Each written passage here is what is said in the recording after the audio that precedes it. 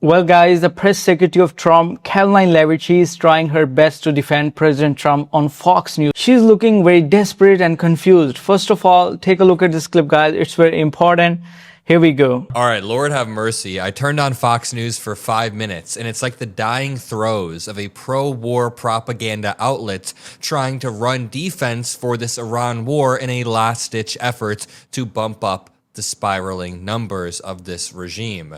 Hannity-Leavitt, the mouthpiece, was on Fox News alongside imagery of strikes happening in Dubai, alongside imagery of cars broken and rubble in Beirut, alongside CENTCOM imagery of strikes happening in Iran. I mean, I wasn't paying attention in 2005 because I was 3 years old, but I imagine this is what Fox News looked like when the United States was going into the Middle East in the mid-2000s.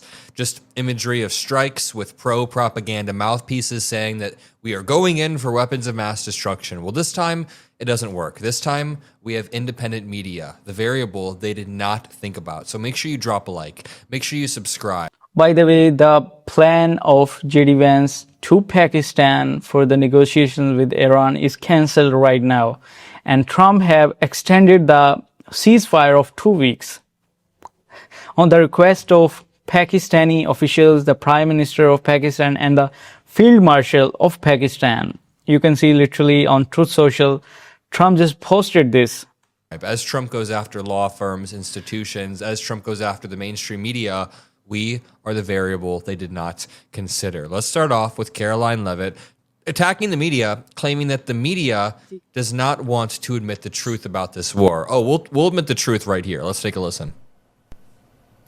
It's incredibly frustrating, Sean, and if the American people want the truth, they definitely should not pick up the New York Times or the Wall Street Journal or watch CNN, especially these days in the midst of this. Wait, why they are against the media?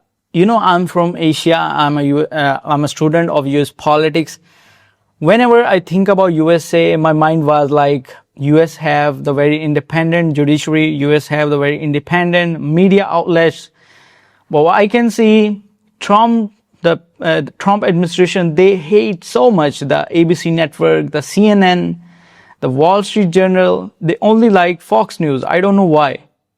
Incredibly successful military operation against Iran. It's almost like these legacy American media outlets were rooting for the Iranian regime over the American people, over our great United States military, because they are so rooted in their opposition to President Trump, rather than seeking and reporting on the facts. The facts are the United States of America tonight have never been so close to making a truly good deal, unlike the horrific deal signed by Barack Hussein Obama. Wow, okay, so beyond her saying Barack Hussein Obama, the deal that he signed is basically identical to what Donald Trump is now proposing. But Donald Trump is now ceding the Strait of Hormuz as something that Iran can control and something they can toll. Number two, Donald Trump quite literally levied a lawsuit against the Wall Street Journal, against Rupert Murdoch, against all of these media outlets, and guess what? It got struck down. Now, that lawsuit was over the Epstein booklet that Donald Trump wrote a message in. Donald Trump levied a $10 billion lawsuit against them, and he lost. So this fake media that I think is actually too easy on Trump is not at all lying. They're reporting the facts. I am so sick of this age-old idea that the media or that American people criticizing an unjust, unconstitutional, illegal war is the same as us being anti-American or anti-military. I want our troops to be safe. I want America to be safe. That's why I don't want us to start dumb wars. They said this same thing about Walter Cronkite during Vietnam. Walter Cronkite was the voice of the people and said, we're losing this war, we should stop fighting it. And then conservatives tried to blame him on the fact that they lost the war. They do this time and time again. They get us into a forever war, they F up, they lose, and then they blame it on the people who were opposing the war the entire time. This time, we're going to bring accountability. A mission. Wait, I just want to say America started this war for the very first time. Every country is suffering due to this war. Every country is facing inflation. Even the Asian countries, they are facing inflation. They are hating President Trump so much right now. Before this war, I can tell you the situation of Asia. Like everybody was liking Trump. Everybody was happy with President Trump because he has great humor. He's funny on the speeches. He's like a funny toddler. So now everybody is hating President Trump and they are hating USA as well. That he launched after 47 years of Iran being at war with the United States of America and having presidents for 47 years who lacked the courage to do what President Trump finally had the courage to do. Our military took No other president had the courage to kill an 86-year-old who had cancer anyways and replace him with his 30-year younger son who's more radical.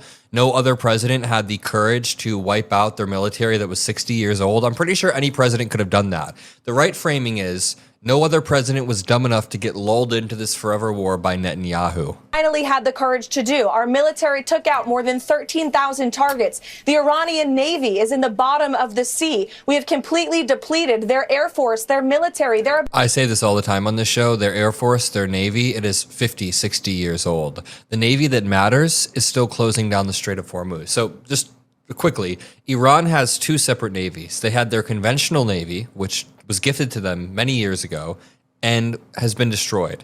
Then they have their IRGC Navy. That's the Navy they use to close the Strait of Hormuz with missiles, mines, sea ships, drones, anything of the sort. Ability. Yeah, that's the main point. If they have destroyed everything of Iran, the Navy, Air Force, how they can close the Strait of Hormuz? That's the main question.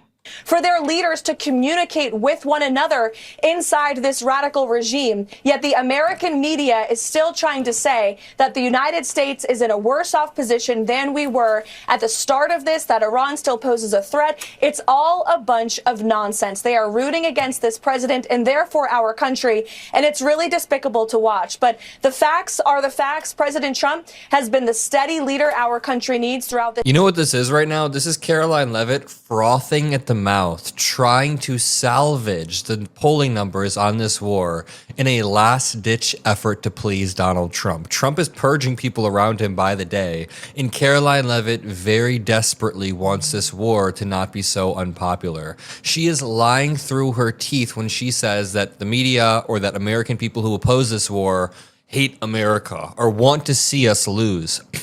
I don't want to see us lose.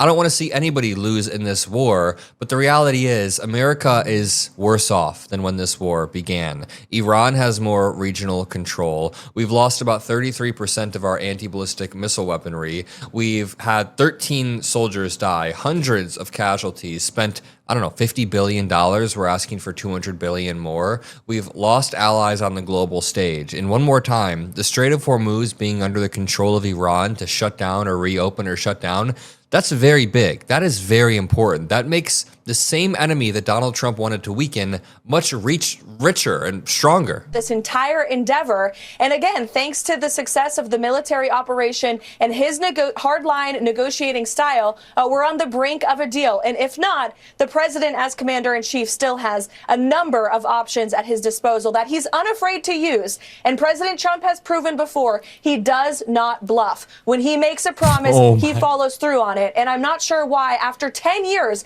of covering this president, the American media still cannot understand when President Trump says he's going to do something, he's going to do it. This has to be some sort of sick, twisted joke. Are we talking about different Donald Trumps here? He is known for saying something is coming in 2 weeks. In 2 weeks, we're going to do it. Since this war started even, he's made many, many threats that I'm glad he didn't follow through on to commit war crimes, to commit strikes against their desalination plants, strikes against their infrastructure, strikes against their water plants. I mean, watch this. Of President. She said President Trump is going to do something. Trump is going to extend the ceasefire. Literally, I have recently saw the post from President Trump. He just extended the ceasefire of 2 weeks. Everybody is suffering in Asian countries. I don't know the situation of America right now. By the way, what is the situation of your state? America is a superpower country, but the poor countries, like in South Asian countries, everybody is facing the power cuts. Can you imagine? They are facing power cuts. They are facing inflation. They are facing higher prices of oil. The situation is worse, and Trump extended the ceasefire. Everybody is just stuck in this policy of Trump, not just the people of USA, the outside the USA, the people outside of USA, they are also suffering due to this policy of President Trump. Trump's ticks, if you will, has historically been 2 weeks. Anything has going to happen in 2 weeks, whether it's a plan or something is going to end or going to begin. That has been the case since the beginning of this war with Iran. Let's watch.